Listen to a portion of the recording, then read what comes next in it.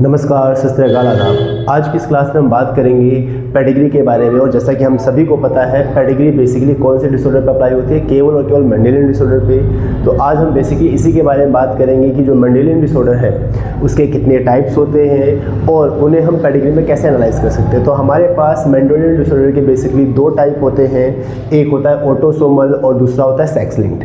आइए अब इन दोनों में डिफरेंशिएट करते हैं। तो सबसे पहला जो डिफरेंस होता है, अगर आप पेडिग्री को एनालाइज करें तो आप ये देखेंगे कि जो सेक्स लिंक डिसऑर्डर्स होते हैं उसमें ऑल मेल्स या ऑल फीमेल जनरली आपको अफेक्टेड दिखेगी।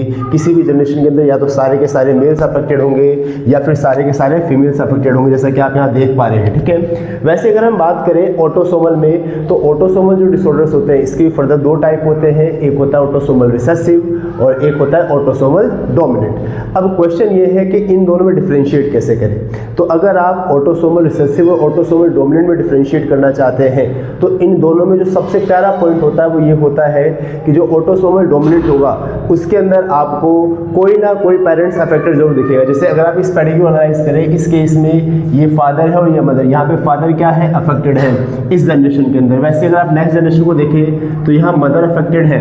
ठीक है, तो आप ये देख पा रहे होंगे कि जो डोमिनेंट होता है उस केस में कोई ना कोई पेरेंट, चाहे वो मेल हो या female, either of the parent is affected. ठीक है, लेकिन अगर आप बात करें ऑटोसोमल रिसेसिव के बारे में तो वहां पे आपको क्या दिखेगा कि जो पेरेंट्स है वो जनरली क्या होते हैं, अनअफेक्टेड होते हैं, जैसे कि आप इस पेडिग्री में एनालाइज कर पा रहे हैं। ये जो पेडिग्री है आपके पास, इसमें आप देखिए पेरेंट्स में जो फादर और मदर दोनों ही क्या है, अनअफेक्टेड है। ठीक है, दूसरा पॉइंट ऑफ डिफरेंस क्या होता है कि जो ऑटोसोमल रिसेसिव होगा उसके अंदर आपको जनरेशन स्किप दिखेगी। जनरेशन स्किप का मतलब क्या होता है बेसिकली कि जो पेरेंट्स है वो अनअफेक्टेड होंगे बट उनके जो चाइल्ड है, जो प्रोजनी, वो आपको अफेक्टेड दिखेंगे। जैसा आप यहाँ एनालाइज कर सकते हैं, इस केस में दोनों ही फादर और मदर अनअफेक्टेड है, लेकिन इस केस में इनकी जो प्रोजनी है, जो चाइल्ड है, वो क्या अफेक्टेड है। सेम ऐसे आपको इस केस में दिख रहा है, यहाँ पे फादर और मदर अनअफेक्टेड है बट यहाँ पे उनका जो चाइल्ड है वो क्या अफेक्टेड है।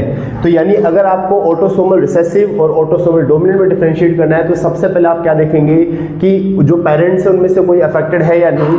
अगर उनमें से कोई अफेक्टेड दिखता है तो वो क्या हो सकता है, डोमिनेंट भी हो सकता है, रिसेसिव भी। अब दोनों में और डिफरेंशिएट करना और अच्छे से, तो आपने उन्हें क्या देखना है कि आपने ये देखना है कि क्या कहीं भी जनरेशन स्किप है। अगर जनरेशन स्किप दिखता है तो आपको सीधा मार्क किस पे करना है, ऑटोसोमल रिसेसिव पे।